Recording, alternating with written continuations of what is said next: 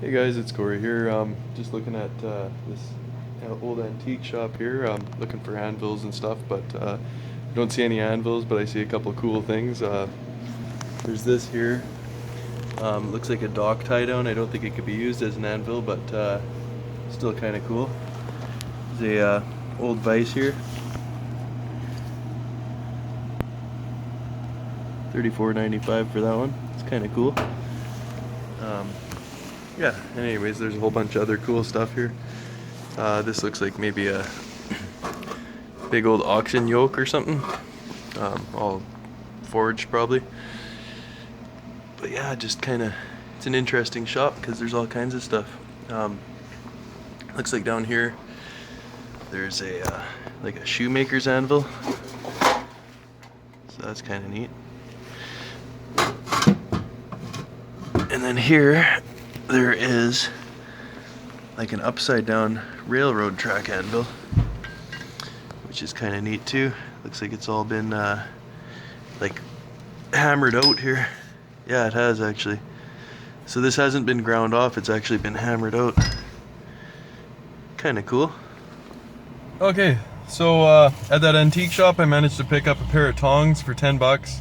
They're pretty nice, they're rusty, but they'll do the job, and I'll be able to use the size measurements and stuff to make more of them, which is pretty cool.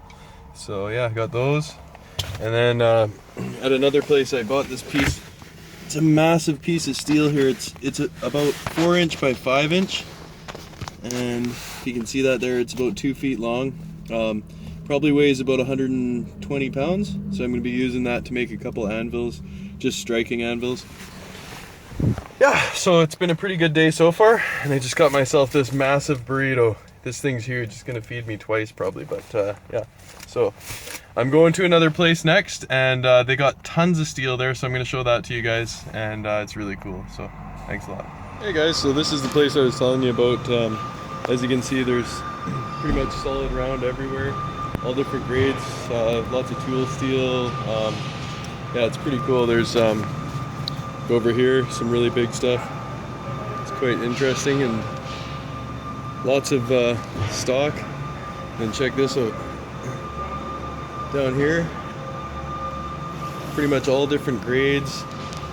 Almost any of these could be used as a post anvil. They're pretty cool. So yeah, just wanted to show you that.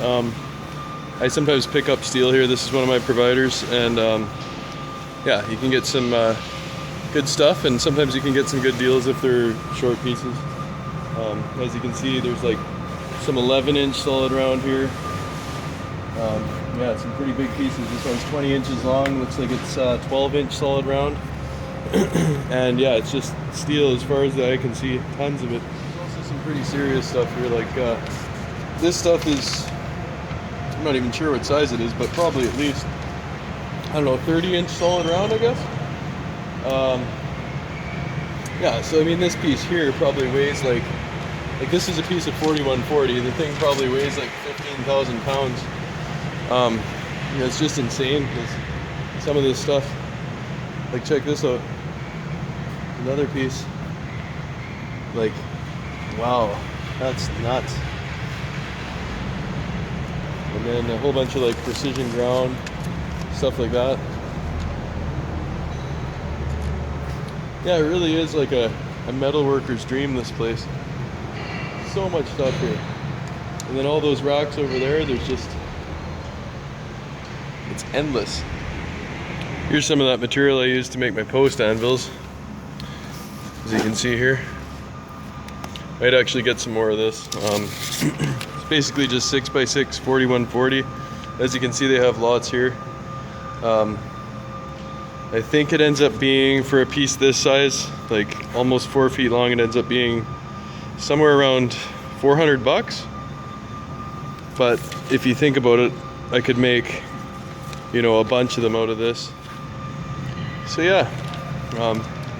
And then even the stuff in the scrap bins is pretty amazing, like 4 7/16 solid round.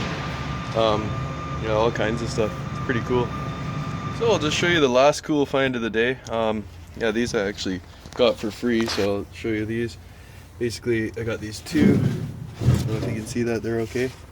two big oxygen tanks, perfect for propane forges. So what I'm going to do is probably drill a hole, well, after opening the valve, drill a hole to make sure there's no pressure in here, just slowly, and then yeah, probably cut the end off one end and put a hinge on it and a latch.